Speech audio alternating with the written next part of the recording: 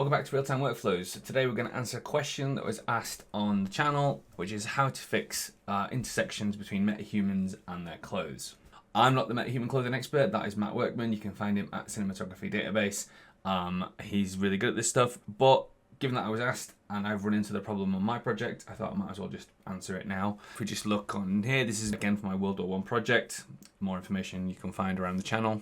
But my German soldier, as you can see, he's got the clothing intersecting problem going on. So this is version 5.6. It's October 2025. This is the solution right now, or it's a solution right now. It could change. The method we're going to use to fix this is to use an opacity mask. Now the method is the same whether you're using legacy metahumans that you've brought from previous versions or you're using the new 5.6 Metahuman Creator. However, where you put the mask will change. So I'm using legacy metahumans for my project. I'll go through that first and then and explain the opacity mask method. But then after that, I'm going to show you where to put the mask if you're using the new kind of metahumans that are from Metahuman Creator. Let's just go through it. We're going to run through the blueprint for this character. So here he is. And we can see that's going to be on his body because we know that his head is a separate object. We can see it's the bit that just kind of just sits just off his head. So it's going to be on his body. We can see there the bits of skin that have been included. I'm not worried about these two because they're inside his clothing, but this is sticking out. Okay, just a bit of his chest. So the way to do this is we can see here that this this body synthesized simplified material is for this character. It's a material instance for this character. What we're going to do is open it up. There's no opacity slot included. So we're going to click through to its parent, which itself is a material instance. So that's no good to us either. We're going to click through again into the main Metahuman simplified material, which if we click on is going to be basically Metahumans common shared materials.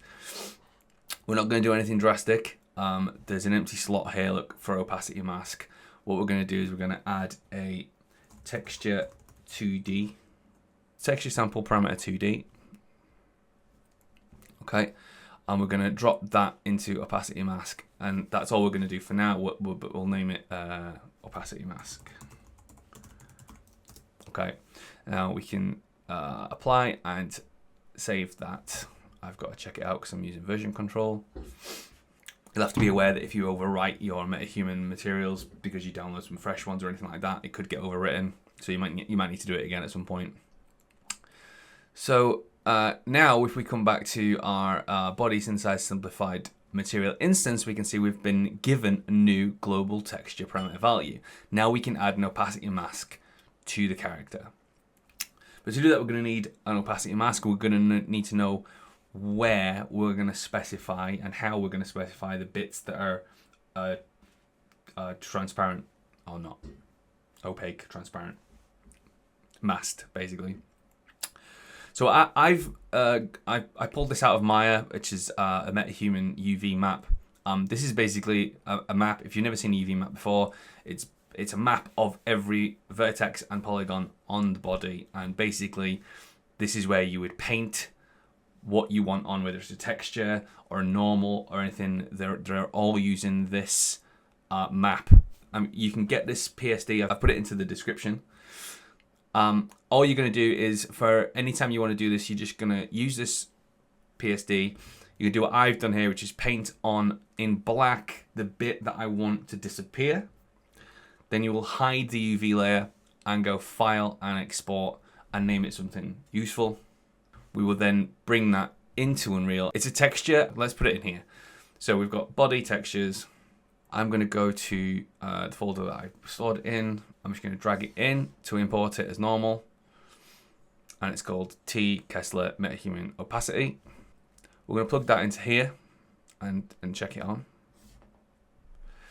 Okay, and we can see that nothing happened. And the reason nothing happened is because if we scroll down here, we've got our blend mode is set to opaque. We just need to set this to masked, and now the problem areas disappear. And that's it. So every time you get the problem, you're just gonna make a new opacity map using this map as a guide. Export it without the UVs on.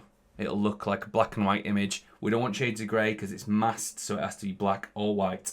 You can't do any fading on or fading off. And then when you come back to Unreal Engine and you pipe all that stuff through, it will have disappeared. And now I'm ready to get this guy into action. That's how we do it with old Metahumans, Legacy Metahumans. What about one that's been freshly created by our Metahuman Creator? Let's have a look. We put our Metahuman in here, and the method is basically the same. It's just the opacity mask goes somewhere different. So we can just come to our body in our blueprint, and this is the material that we're going to use. And my body baked. Okay, basically we have to do the same thing. We click through to where we get to skin unified baked, and we get to here.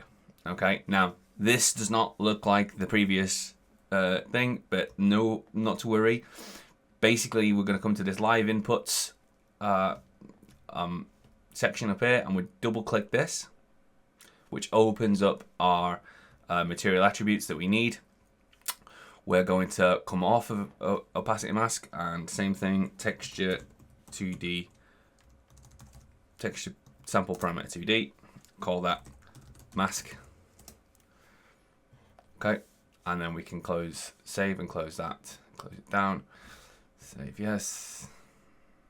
Right, and now in our body baked, we're going to have this global texture parameter value. So exactly the same thing as before. We're going to bring in a mask. I've made a mask of the bottom of the hand, basically just to demonstrate the method. We put the mask in here, and we come down, and we change the blend mode to masked.